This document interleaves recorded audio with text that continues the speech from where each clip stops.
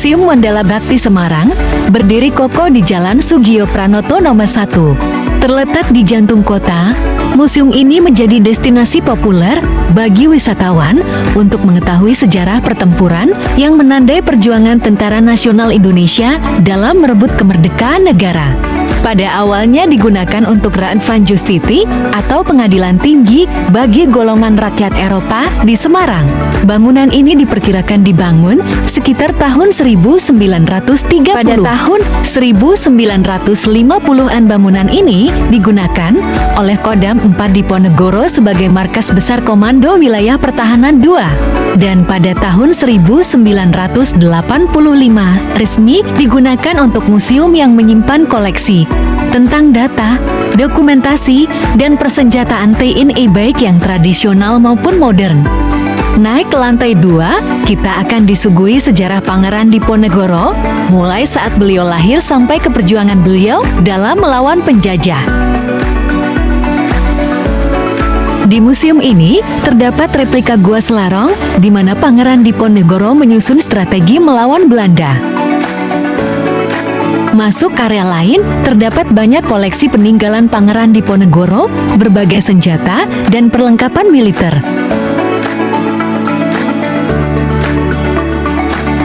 Serta ruang khusus menceritakan tentang D30 SPKI.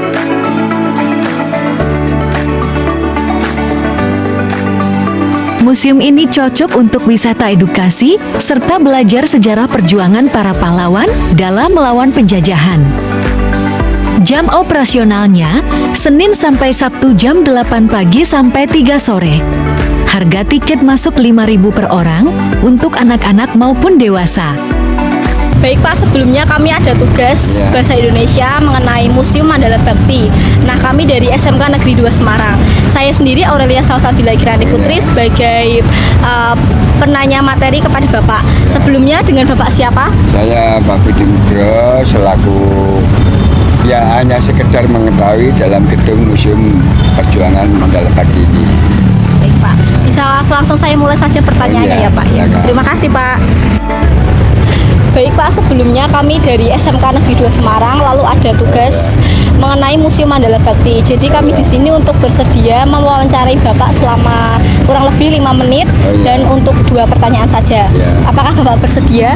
Ya, saya bersedia, tapi nggak selengkapnya, saya nanti menjelaskannya. Ya, baik Pak. Setahu Bapak saja tidak apa-apa. Baik, yang pertama pertanyaannya adalah apa yang Bapak ketahui tentang Museum Mandala Bhakti? Museum Mandala Bhakti itu pada waktu zaman perjuangan dia peralihan dari Belanda, Jepang sampai ke Indonesia. Nah, Museum Mandala Bhakti adanya Kodam yang pertama kali dulu Kodam 7 di sini. Pada waktu itu panglimanya Pak Gatot Subroto.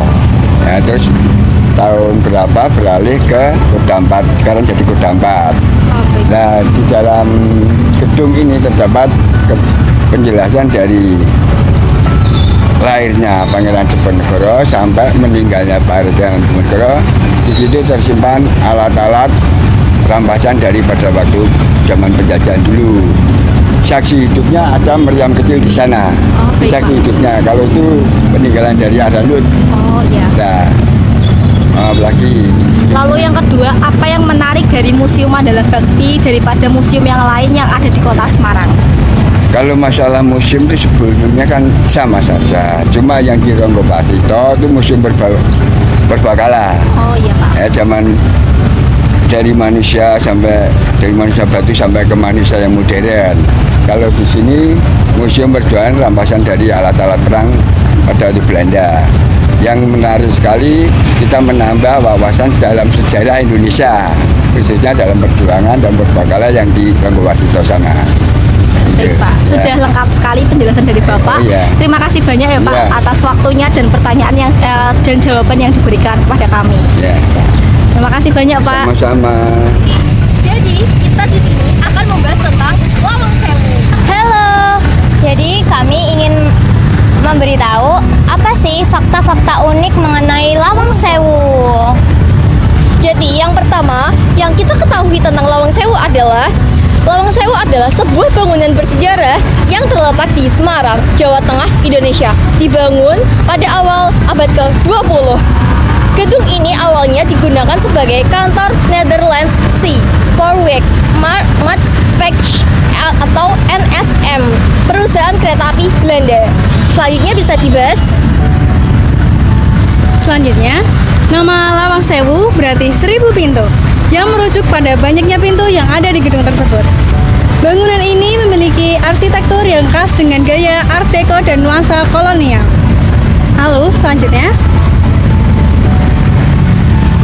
Lawang Sewu juga dikenal karena kisah-kisah mistis yang melingkupinya, termasuk rumor tentang aktivitas paranormal. Saat ini, Lawang Sewu selalu menjadi salah satu destinasi wisata terkenal. Sering dikunjungi karena nilai sejarah dan arsitekturnya yang menarik. Selain itu, tempat ini juga digunakan untuk berbagai acara dan kegiatan budaya. Museum visit kedua, kita akan eksplor Lawang Sewu. Lawang Sewu merupakan bangunan tua yang memiliki sejarah yang sangat menarik terletak di Jalan Pemuda nomor 160, Semarang.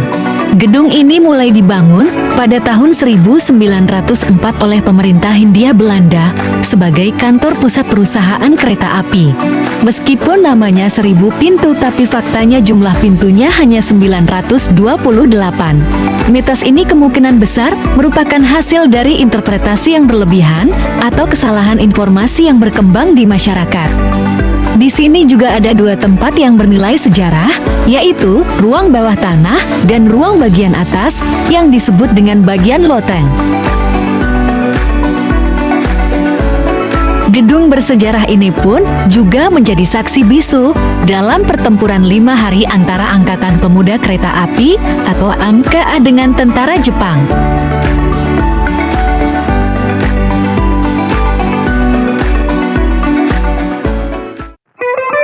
Lawang Sewu juga memiliki wahana baru, yaitu wahana immersive. Wahana ini menggunakan teknologi digital, sehingga pengunjung lebih mudah memahami sejarah perkeretaapian di Indonesia. Lawang Sewu beroperasi dari pukul 8 pagi hingga 8 malam. Untuk masuk wahana immersive, bisa membeli tiket masuk terusan ke Lawang Sewu yang dibanderol Rp25.000 untuk dewasa, Rp15.000 untuk anak-anak, dan Rp35.000 untuk wisatawan mancanegara.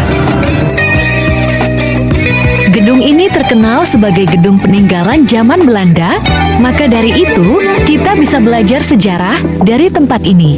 Kita pun bisa belajar tentang perkeretaapian dari gedung ini.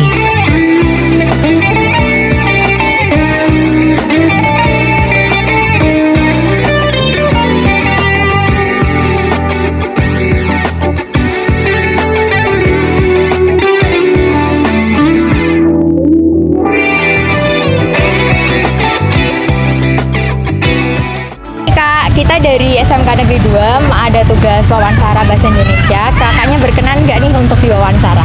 oke boleh. Sebelumnya kalau boleh tahu nama kakaknya siapa? Melia. Iya. Jadi kita akan mengajukan beberapa pertanyaan, mungkin kakaknya bisa jawab ya kak ya. Yang pertama, pertanyaannya, apa kesan pertama kakaknya saat melihat Lawang Sewu? Bagus sih, selama ini yang saya kenalkan Lawang Sewu bangunan horor ya. Iya. Ternyata setelah pertama ngeliat ya tidak seperti apa yang saya pikirkan selama ini. Bangunannya bagus, kayak like not Indonesian, ya kayak zaman dahulu gitu ya. Ya intinya bagus sih gitu. Nggak sehoror apa yang saya pikirkan. Baik. Lalu pertanyaan kedua, apa harapan kakak untuk keberlanjutan Lawang Sewu di masa depan? Semoga tidak tenggelam dengan kayak wisata-wisata yang baru. Semoga tetap terjaga. Orang-orang Indonesia tentunya lebih mengenal lagi bangunan-bangunan yang ada di Indonesia, tetap terlestarikan, sejarah-sejarahnya tidak terusangkan, gitu aja sih.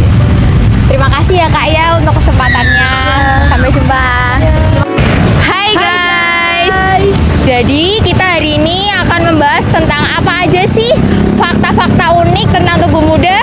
Bagaimana sih sejarah yang ada di Tugu Muda. Nah jadi pertama akan dibacain nih oleh kakak Sevi. Apa tuh Tugu Muda? Baik, aku mulai jelaskan ya. Tugu Muda adalah monumen bersejarah yang terletak di Kota Semarang, Jawa Tengah, Indonesia. Dan ini merupakan salah satu ikonik Kota Semarang loh guys. Dibangun pada tahun 1953. Tugu ini didirikan untuk memperingati peristiwa pertempuran 5 hari di Semarang pada tahun 1945 yang merupakan bagian dari perjuangan kemerdekaan Indonesia dalam melawan penjajah Belanda. Selanjutnya akan dibacakan oleh Kakak Helena nih.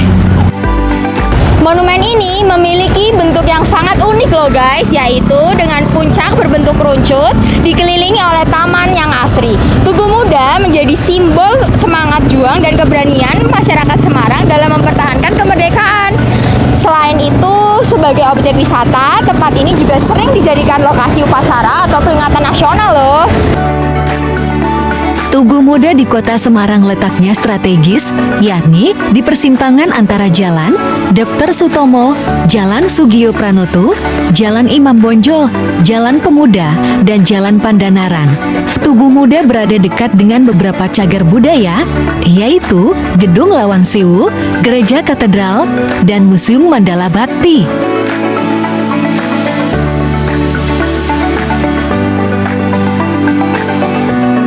Tugu Muda dibangun sebagai peringatan bagi para pejuang Indonesia dalam mempertahankan kemerdekaan dan dikenal sebagai pertempuran 5 hari di Semarang dari tanggal 15 sampai 20 Oktober tahun 1945.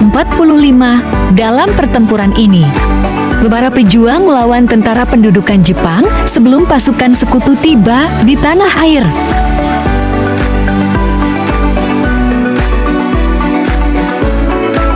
Sekian Video dari kami. Terima kasih.